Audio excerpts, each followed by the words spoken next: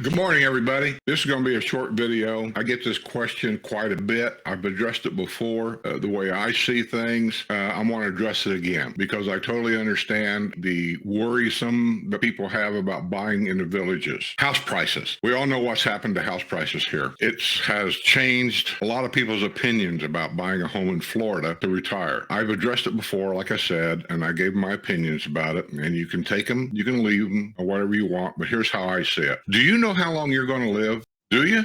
I don't know how long I'm going to live. I don't think anybody else does either. But I know a couple of friends of mine that has kind of backed out of buying a home here in the villages because they're waiting for the house prices to come down. And then on top of that, the gas prices took off. And then we got this other problem in the world going on. People, quit watching the news. Don't let the governments of different countries and ours also dictate what you're going to do with your life, how they're going to dictate where you're going to spend your money. Don't let that happen. My two friends that I know of that has backed off of buying a house here, and it's not necessarily here. I mean, anywhere in Florida, if it's a retirement community, the house prices have went Rudy Kazootie. They're just nuts. Everywhere they're nuts in the country, I think. So you all can understand and appreciate what I'm talking about. But I've told Bob, let's call him Bob. I said, Bob, I've known you practically my whole life. You and your wife both are very hard workers. You've worked for 40 and 50 years doing what it is you do. You've raised your family. You sent them to college. You paid your house off. You squirreled money away. You saved, you scrimped. You bought bacon when it was on sale. You bought groceries with coupons. I mean, this is what you did your whole life to get this little nest egg set aside. And then you invested that nest egg wisely and you made a little bit of money with it. Now, they're not rich by any means, but they have money and they have more than what they would need to buy a home here in the villages. As far as, if they wanted to finance a little, they could buy a tremendous home with very low payments, plenty of money left over to travel, to see, to do, to go. We think the house prices are going to go down. So I said, well, what makes you think they're going to go down? I said, I'm not trying to be critical. I said, what I'm trying to do is when I have emails from people, and I do FaceTime on some of my Patreon members, I call them up, we talk. If you're clear over here on the right of everything's bad, everything looks negative, I feel like kind of my job is I try to give you some positive stuff here to kind of pull you back to the center again, to get you to really think. And if you're all positive over here, and trust me, there are so many YouTube channels down here, this is all they do. Positive, positive, positive, positive. And then to me, that's like a baited hook for fish. Everybody wants to go that direction until they get here. And I get these emails and I get these meet and greets too, where they say, well, we've always watched this channel or watched that channel, and we never knew anything about this.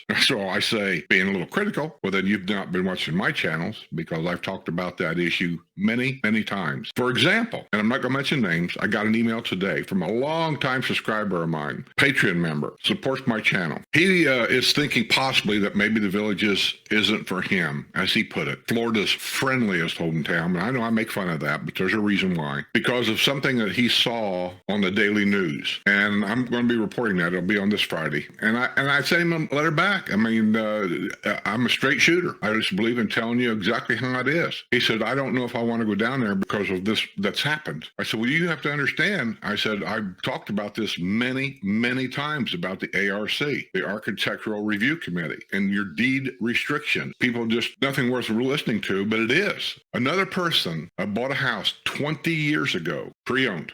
There was something on that property that was there when they bought the house, and they bought it through a real estate company. Actually, I think it was the village's real estate company. 20 years later, today, probably somebody new that moved in because, like I've said before, there's always people moving in, moving out, moving on, die, whatever. They're always, you're in a neighborhood that's transient. You never really have neighbors that are like you had up north that's next door neighbors to you for 15, 20, 30 or more years. That doesn't happen here. You think you have longtime friends. You do, but what's long time to somebody that's 75 years old? You know what I'm getting at? Well, somebody made a complaint about this thing that was on that property. They go out and they acknowledge it, that the complaint was true and valid, and it was against the district rules, and it was also not approved by the Architectural Review Committee. So now this elderly person is fighting to leave that on the property, and they're all using the same excuses that you've heard me talk about 100 times, and I'm telling you, they don't work.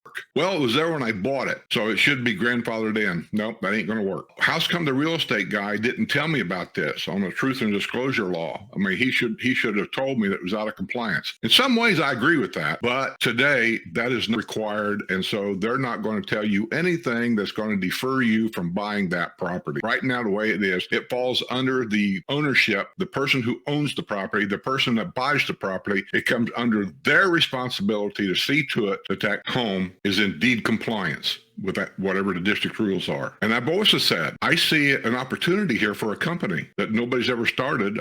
If I was 20 years younger, I would be starting it, but I'm too old for this. Somebody should start a company here that you could hire to go inspect the property just to make sure that everything is within deed compliance. Charge them $100 or whatever. It's better than this because this is going to cost somebody several thousands of dollars to have it brought back into compliance. And this happens regularly. People just ignore the rules. They ignore deed compliance. Now, after that, I'm not going to talk about that anymore. I said, Bob, how old are you? And he told me, I know how old he was. I said, you don't know how much longer you're going to live. I don't know how much longer I'm going to live. I said, just if you got the money, don't worry about house prices coming down, which they may or may not ever come down, or it may take them 10 years to come back to normal levels, so to speak. Just enjoy what life you've got left. Oh, it's alive. It's alive. It's alive. It's alive.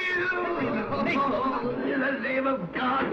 No. If you can hoard it, buy the house, get your life moving, move forward, come down if this is where you want to be, enjoy the weather, enjoy the activities, enjoy your travel, enjoy. Don't let CNN, Fox, or any other local news network dictate to you what to buy, when to buy, where to buy, how to buy. Just enjoy the rest of your life. Now, that's my advice to anybody. Just like RVs. Well, I'm waiting until the price comes down. Well, what if they don't? Are you just going to sit there until the day you die and then on your deathbed wish that you went ahead and bought that RV to travel? Stop it. Now, just take this as friendly advice. If you're elderly, and what's elderly? I don't know. If you're collecting Social Security, I'm saying you're elderly. If you got the money, just move on. Enjoy yourself. Enjoy your life. If you want to move here, buy the house and move on with your life because it's your life and nobody else's life. And I don't want to see you just sitting at home until something happens and then you can't move forward. That's all I got to say. That's my advice. Take it or leave it. See you all on the other side.